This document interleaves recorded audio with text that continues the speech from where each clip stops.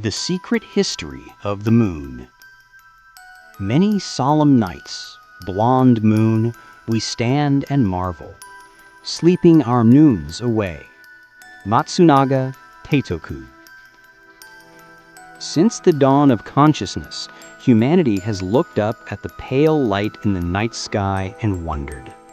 The moon, silent, distant, and eternal, has watched life unfold on Earth since the beginning.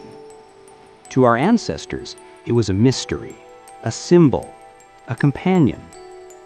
In ancient tales, they spoke of an old man who, while digging, discovered a small, glowing stone. He held it in his hands, and it grew brighter and brighter until it tore free and drifted into the heavens, becoming the moon. But myth only hints at truth, for written in the moon's rocks lies a far greater story. A story of fire and chaos, of destruction and creation. The moon holds a secret, one that reveals not only where it came from, but how we came to be. Forget what you think you know. It's time to see the moon in a new light. Act 1. Stones from Across the Night. Moon rocks are pages torn from an ancient book, each one a record of events billions of years old. Half a century ago, when Apollo astronauts brought home the first samples, we opened those pages for the very first time. And through them, we began to glimpse the moon's epic history. By making ourselves small, by listening closely, we can almost see what these stones have seen. For decades, geochemists compared the composition of Earth and moon rocks, and what they found was extraordinary.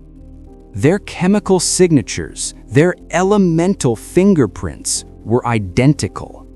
The isotopes of oxygen, silicon, and titanium were a perfect match, as if Earth and Moon shared the same DNA. But there was more. Volatile elements, things that evaporate easily, were missing, vaporized long ago. These clues told a violent story. Earth and Moon were born together from catastrophe. Act 2. The Giant Impact. 4.5 billion years ago, the solar system was chaos. Dozens of rocky worlds, still forming, clashed in a cosmic dance.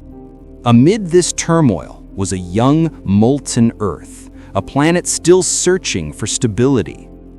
Then came Theia, a Mars-sized world on a fatal trajectory. When it struck, the impact was beyond imagination. Theia was obliterated. Earth's outer layers were torn away.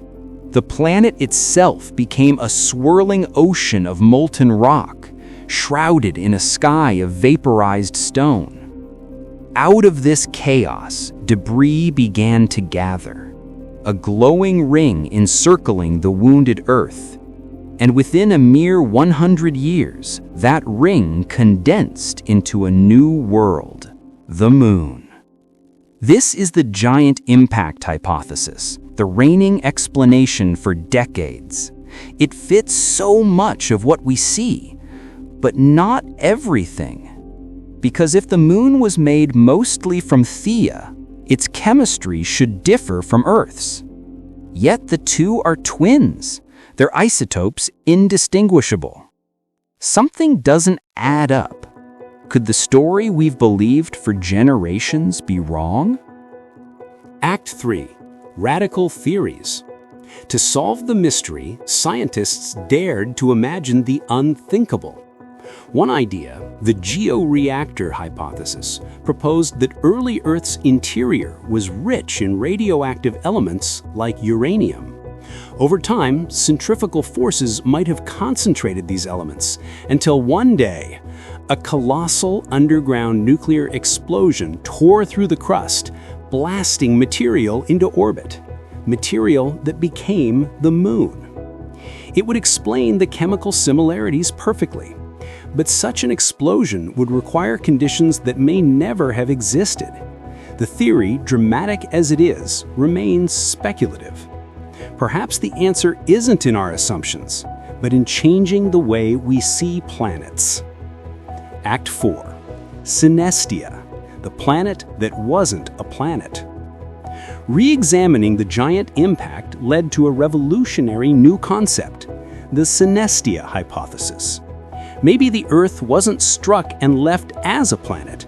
Maybe it was struck so hard, it stopped being one. The collision didn't just melt Earth, it vaporized it, turning it into a vast, spinning torus of molten rock and vapor, a synestia. Inside this fiery halo, rock vapor condensed like rain. Droplets merged into clumps, and clumps became the moon. For a time, the moon orbited within this enormous cloud of vaporized Earth, hidden, glowing, suspended inside its parent.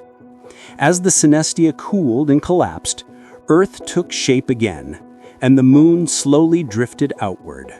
A child born from the body of its mother. The moon and Earth shared the same chemistry because they were, once, the same world.